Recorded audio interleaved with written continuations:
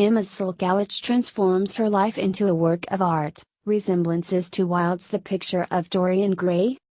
Warning: explicit sexual content and strong language. Why did they do it? The moralist asked. Because they could, answered the pragmatist.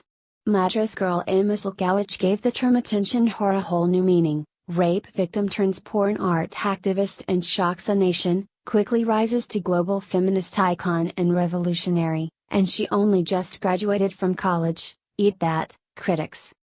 America. The internet talks about the posterior of Mattress Girl, Emma Sulkowicz, a student of the liberal arts, who rose to planetary fame for carrying her dorm mattress in public for several months. The activism was arranged to shame and humiliate her ex-boyfriend, German Paul N., after he allegedly raped her during the last 2 minutes of their 8 minutes otherwise consensual act of licking, sucking, and humping. The German man stuck it up her rear, she said. Ouch. He was acquitted by an internal campus investigation, and the police didn't pursue charges against Paul N., but not a man in the world could have anticipated what followed next. Emma took her disgraced mattress to the streets, to the campus, and to the press conferences. There is only one thing in the world worse than being talked about, and that is not being talked about. Oscar Wilde, The Picture of Dorian Gray. We need to stress this: Columbia University's leadership, perhaps intimidated by the mattress media and angry feminists across the nation, tolerated her campus activism. Some even say the university supported her shaming campaign by allowing Carry the Weight to fly off as her graduation project. Green-lighted by the art world and the establishment, U.S. media spun her into a revolutionary and savior of humanity. Meanwhile, conspiracy theorists celebrated this gift from the gods of absurdity. Emma will soon get her own Paul N. Smash action figure.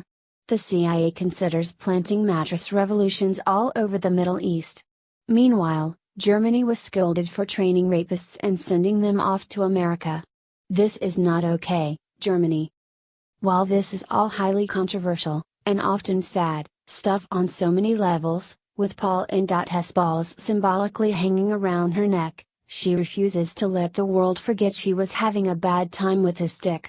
From the legal to the ethical realm, her huge mattress, her bold actions, her perseverance, and her absolute determination to bring her case to justice, have earned her respect and admiration across America, and your authors, too. A society obsessed with violence, disruption, and revenge porn, which, in case you don't use social media, currently engages in a full-blown, Kafkaesque gender war against college males.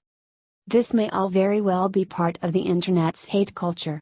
Recently, a hardcore feminist and journalist from Rolling Stone magazine was actively looking for rape culture stories on campuses, and found a gossip girl who was willing to fabricate a nasty story about her gang rape at a fraternity at the University of Virginia. The entire U.S. media of matter cried hang 'em high. No fact-checking. No shame. The key words here are SJW, social justice warriors, lynch media, feminists, YouTube, Tumblr, and Twitter terrorism, and reckless campaigning against what many minorities perceive as white man's privilege. But I digressed a bit. Now, Emma Sulkowicz graduated this year, and Paul N. has said he is going to sue. Not her, but the University of Columbia. Whatever. Not ready yet to let him off the hook. He was never expelled from university as she demanded. Emma last month decided to stick in another one. She found a director, and summoned a volunteer rapist, to reenact an incident, only that it was consensual this time. She says, unless we, the viewers, wanted to see it as a reference to her actual rape, in which case we, too, are rapists, too. And it gets better. The books that the world calls immoral are books that show the world its own shame. Oscar Wilde, The Picture of Dorian Gray. To underline the surrealism of it, she called her project Ceci n'est pas un viol, French for this is not a rape, in a nod to the treachery of images by Belgian painter René Magritte. You may recall the painting, or derivations of it, from school or from the popular media. It clearly shows a pipe but has written "This isn't a pipe," in French. Critics may ridicule Miss Sulkowicz all they want for her language games, but the fact is she has put some thought into her craft. Otherwise, she could have simply called it, "This is how rape looks like in college." Here's what she said about her sex tape, mirrored at Jezebel.com. Or, if you are a daredevil, you could invite your buddies over from the Gender Studies department, and visit the project's own website sessinistpasunvile.com. There, the artist produces a foreword, some kind of instructional manual on how to view the fucking. This brings us from activism and surrealism to another realm in the arts, hedonism. The trigger warning to her work of art starkly reminded your author of Oscar Wilde's bewildering preface to The Picture of Dorian Gray. In the Gothic novel, youthful Dorian Gray transforms his life into a piece of art, by doing whatever he pleases without fearing the consequences of madness and moral decay.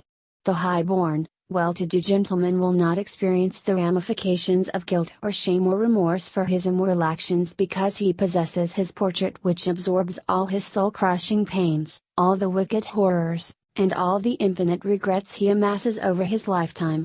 He stays young and beautiful, and does not age, like a permanent, while his portrait ages on his behalf and visibly atones for his mortal sins.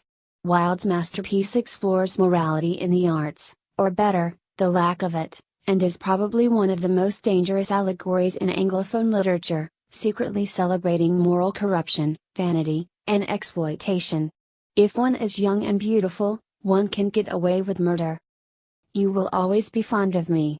I represent to you all the sins you never had the courage to commit. Oscar Wilde, The Picture of Dorian Gray. In the final act, Dorian climbs up the old attic to steal a glance at his portrait, only to find a rotten zombie staring back at him. Terrified, he attempts to destroy the picture, but that breaks the spell and artist and artwork reverse their roles. After the first edition of the novel became a scandal and a financial success, Oscar Wilde decided to add the now infamous preface, or trigger warning if you will, which is contemptuous of critics and moralists, but also, more important, it encodes for us the tragic of Dorian Gray. Art is neither moral nor immoral. Art is never at fault. It is about what we put into a work of art, which is often precisely what we get out of it. The critic sees a pervert or a hypocrite staring back at him from what is but a mirror to his soul. The 19th century dislike of realism is the rage of Caliban seeing his own face in a glass. The 19th century dislike of romanticism is the rage of Caliban not seeing his own face in a glass. So much of Oscar Wilde's defense against the moralists and Philistines of his time. Emma Sulkowicz attempts, I claim, a similar defense in her own foreword to her sex tape. Although we clearly see her sucking an erected penis and getting anal penetrated by a physically unappealing, fat man, all of which seems totally unnecessary to put herself through, if it wasn't for attention seeking, she cunningly points out that art is art and that is that, more even, we, the critics, are the mind rapist, too. By watching this porn, she writes, because she never gave consent to it, even if what we are looking at is just a carefully staged reenactment of said crime. Yes, in some hidden attic at Columbia must hang a portrait of Emma Sulkowicz, aging, fading. Or, maybe it is just a decaying picture of Paul. When critics disagree, the artist is in accord with himself. Oscar Wilde, The Picture of Dorian Gray. So, is it performance art? Sure.